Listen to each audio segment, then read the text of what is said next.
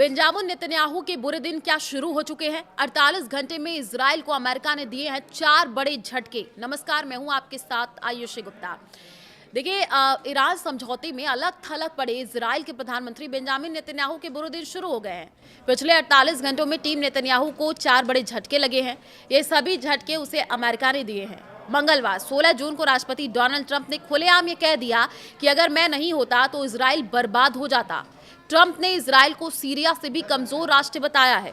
Trump के मुताबिक Hezbollah के खिलाफ इजराइल से बेहतर सीरिया लड़ सकता है। नेतन्याहू के लिए ट्रंप का यह बयान इसलिए भी अहम है क्योंकि अक्टूबर 2026 में इजराइल में प्रधानमंत्री का चुनाव प्रस्तावित है। अब तक नेतन्याहू अमेरिका के भरोसे इस चुनाव में जीत की उम्मीद कर रहे थे, लेकिन अब वे पूरी तरीके से साइडलाइन हो गए हैं। इजराइल को बैक टू बैक 4 बड़े झटके लगे हैं। ईरान डील में अमेरिका ने इजराइल की शर्तों को शामिल नहीं किया है। इजराइल चाहता था कि ईरान समझौते में लंबी दूरी की मिसाइलों के निर्माण के मुद्दे को भी शामिल किया जाए। इसके अलावा इजराइल की कोशिश खाड़ी देशों को अब्राहम समझौते में शामिल कराने की भी थी, लेकिन ऐसा कुछ नहीं हो रहा है। इजराइल ने अमेरिका से डील को लेकर के जिस एमओयू पर साइन होने है उसकी एक कॉपी मांगी थी। अमेरिका ने इजराइल को देने से इनकार कर दिया। इतना ही नहीं, पेरिस में ट्रंप ने यहां तक कह दिया कि इजराइल हिजबुल्लाह के खिलाफ नहीं लड़ सकता है। अमेरिकी मीडिया CNN ने मंगलवार 16 जून को एक रिपोर्ट की है। इसके मुताबिक इजराइल के प्रधानमंत्री बेंजामिन नेतन्याहू राष्ट्रपति डोनाल्ड ट्रंप से मिलना चाहते हैं, लेकिन व्हाइट हाउस ने अभी उन्हें मिलने का वक्त नहीं दिया है। डील के बाद उन्हें मिलने का वक्त दिया जा सकता है। हार्तेज के मुताबिक इजराइल के रक्षा मंत्री बेन ग्विर को अमेरिका ने वीजा देने से इनकार कर दिया है।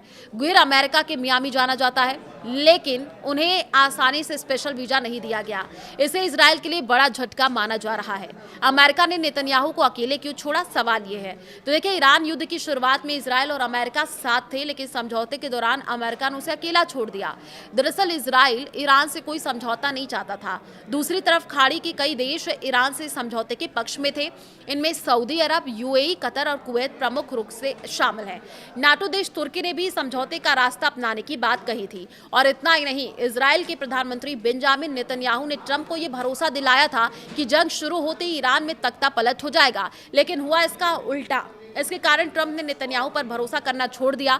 अमेरिका के शीर्ष वार्ताकार और उपराष्ट्रपति JD वेंस भी इजराइल के विरोध में है। नेतन्याहू के अलग थलग पड़ने का ये भी एक मुख्य कारण है।